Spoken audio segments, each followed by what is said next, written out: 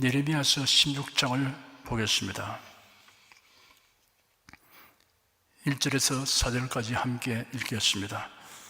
여호와의 말씀이 또 내게 임하니라. 가라사대 너는 이 땅에서 아내를 취하지 말며 자녀를 두지 말지니라.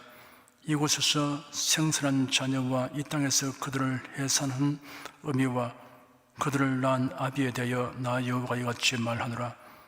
그들은 독한 병으로 죽고 슬픔을 입지 못하며 매장함을 얻지 못하여 지면의 분투가 될 것이며 칼과 기근에 망하고 그 시체는 공중의 새와 땅 짐승의 밥이 되리라. 하나님은 선지자 예레미야에게 유다 백성에게 임할 재앙의 예언을 결혼 금지 명령으로서 선포하게 하였습니다. 결혼 금지 명령은 큰 환난이 임하게 될 것을 암시하는 것입니다. 고린도전서 7장 26절에 기록되기를 임박한 환난을 위하여 사람이 그냥 지내는 것이 좋으니라 하였습니다.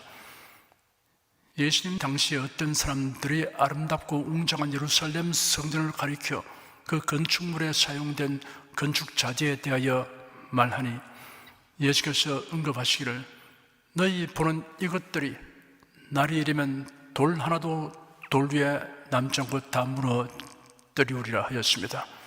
이 뜻밖의 말씀을 들은 제자들이 선생님, 그러면 어느 때 이런 일이 있겠으며 이런 일이 이루려 할 때 무슨 징조가 있겠습니까? 라고 질문했습니다. 예수께서 대답하시기를 너희가 예루살렘이 군대들에게 포위되는 것을 보거든 멸망에 가까이 온 것을 알아라. 그때 유대에 있는 자들은 산으로 도망하여라. 그 성읍 가운데 있는 자들은 밖으로 나가고 들에 있는 자들은 그 안으로 들어가지 마라.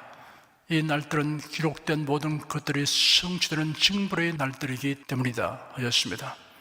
그리고 이어서 말씀하시기를 그 날들에는 임신한 자들과 젖을 먹이는 자들에게 화가 있다. 땅에는 큰 재난이 있을 것이며 이 백성에게는 진노가 있을 것이기 때문이다. 그들이 칼날에 쏘지고 모든 이방 나라들의 포로로 잡혀갈 것이며 또 예루살렘은 이방인들의 때가 찰 때까지 이방인들에게 짓밟힐 것이다 하였습니다. 예수님은 40년도 채 지나지 않아서 닥쳐올 일을 예고하신 것입니다. 주 70년의 일이 이루어졌습니다. 로마 군대가 예루살렘을 포위하고 맹렬한 공격을 하였습니다. 결국 예루살렘은 함락되었습니다. 예루살렘은 피로 물들게 되었으며 성전은 불타고 무너졌습니다. 불타는 성전은 금이 녹아내려 돌 사이에 흘러들어가기 때문에 로마 병사들이 금을 취하려고 돌을 뒤집었습니다. 그래야 돌 하나도 돌 위에 남지 않고 다 무너뜨리우리라 하신 예수의 예언이 성취되었습니다. 그 환난의 날에 혼자 몸으로도 도망하여 살아남기 어려운 징인데 임산부나 젖먹이를 둔 여인들은 참으로 비극적이었습니다. 예수께서 그 날들에는 임신한 자들과 젖을 먹이는 자들에게 화가 있다. 땅에는 큰 재난이 있을 것이며 이 백성에는 진노가 있을 것이기 때문이라고 말씀하신 이유가 여기에 있습니다. 예레미야 신자에게 하나님이 하신 말씀도 이와 같은 것입니다. 유다 나라가 외국 군대의 침묵을 받아 함락되고 사람들이 죽임을 당하는 징이 될 것이므로 너는 이 땅에서 아내를 취하지 말며 자녀를 두지 말지니라. 이곳에서 생산한 자녀와 이 땅에서 그들을 해산한 어미와 그들을 낳은 아비에 대하여 나 여호와가 이같이 말하노라 하신 것입니다. 5절에서 7절까지 함께 읽겠습니다. 여호와께서 이같이 말씀하시되 상가에 들어가지 말라. 가서 통곡하지 말며 그들을 위해 애곡하지 말라.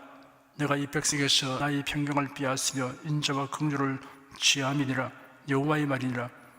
큰 자든지 작은 자든지 이 땅에서 죽으리니 그들이 매장되지 못할 것이며 그들을 위하여 애곡하는 자도 없겠고 자기 몸을 베거나 대물이 되게 하는 자도 없을 것이며 슬플 때 떡을 떼며 그 죽은 자를 위하여 그들을 위로하는 자가 없을 것이며 그들의 아비나 어미의 상사를 위하여 위로의 잔을 그들에게 마실 자가 없으리라.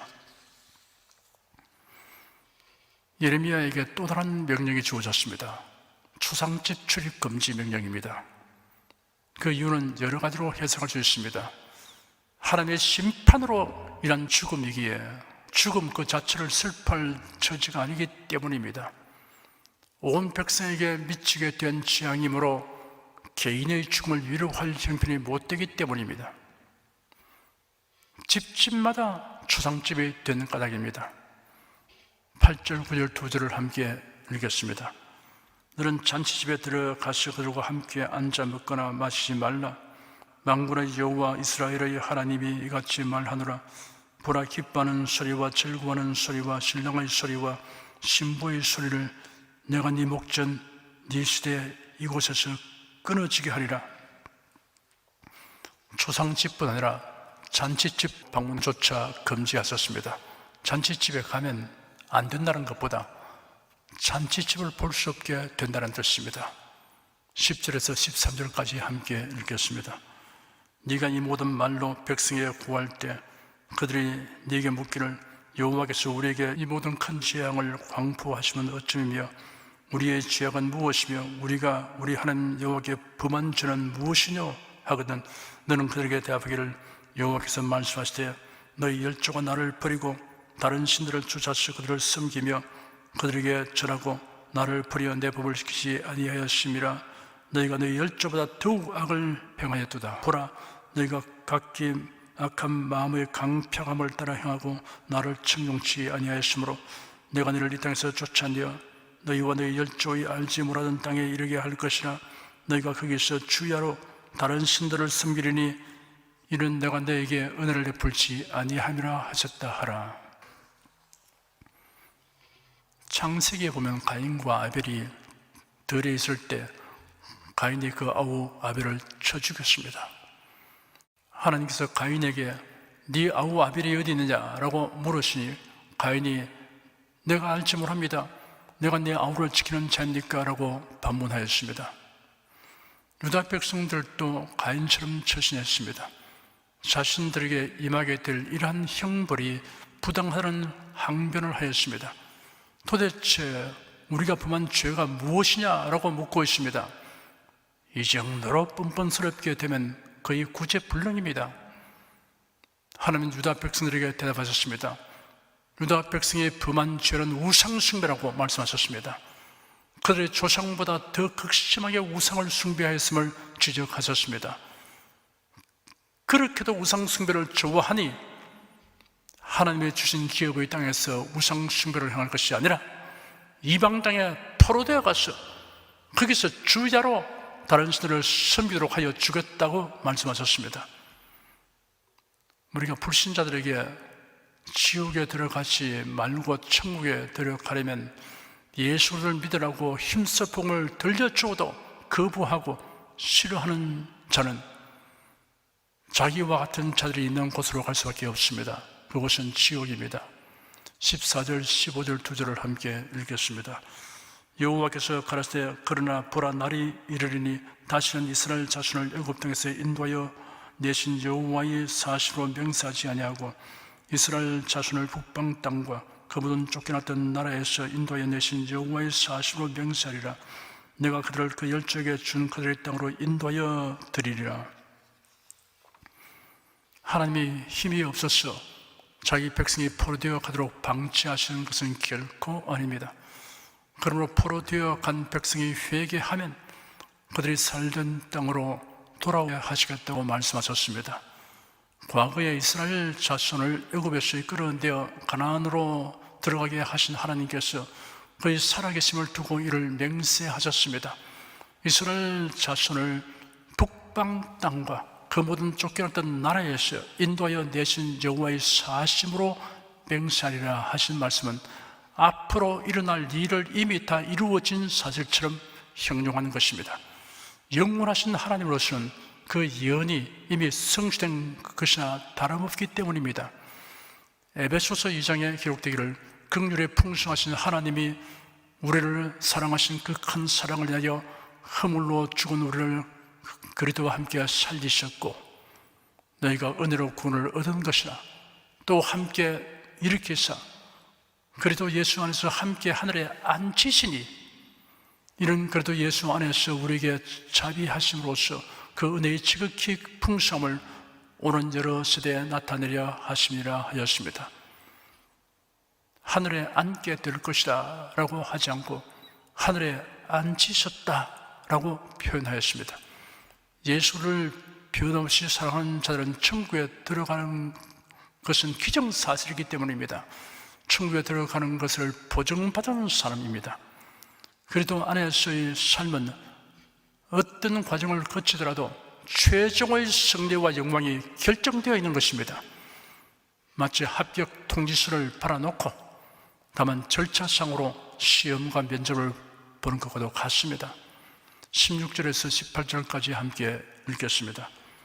여호와께서 가라사대 보라, 내가 많은 어부를 불러다가 그들을 낚게 하며 그 후에 많은 포수를 불러다가 그들을 모든 산과 모든 작은 산과 앞열에서 사냥하게 하리니 이는 내 눈이 그들의 행위를 감찰함으로 그들이 내 얼굴 앞에서 숨김을 붙지 못하며 그들의 죄악이 내 목전에서 은폐되지 못함이라. 내가 윗선 그들의 악과 죄를 배나 갚을 것은 그들이 그 미운 물건의 시체로 내 땅을 더럽히며 그들이 가져간 것으로 내 산업에 가득하게 하였음이니라. 바벨론 군대가 유다 백성을 다루는 방법에 대한 비유입니다. 어부가 물고기를 낚듯이 포수가 짐승의 연신처를 찾아서 사냥하듯이 할 것이라 하셨습니다. 우상숭배의 죄악은 숨길 수 없거니와 하나님의 심판을 피할 길도 없습니다.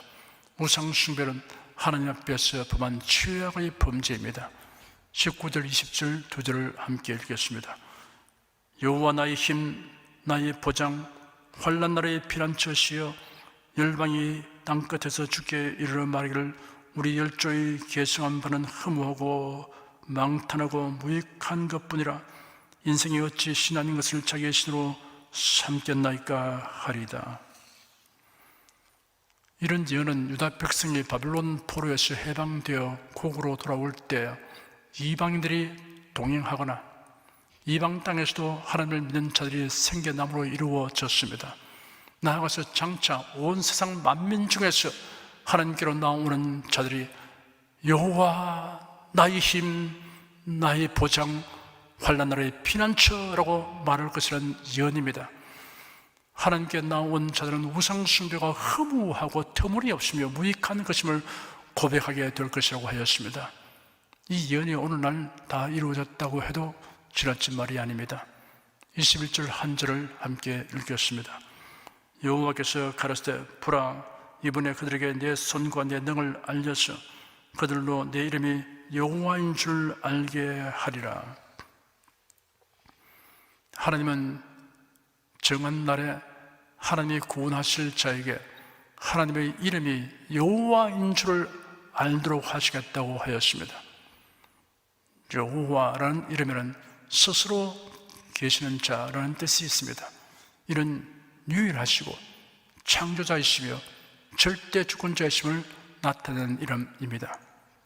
여호와라는 발음이 비교적 정확한 발음인 것으로 알려져 있습니다. 사실 누구도 정확한 발음을 알지 못합니다. 그러나 스스로 계신 자라는 의미를 가진 것은 확실합니다.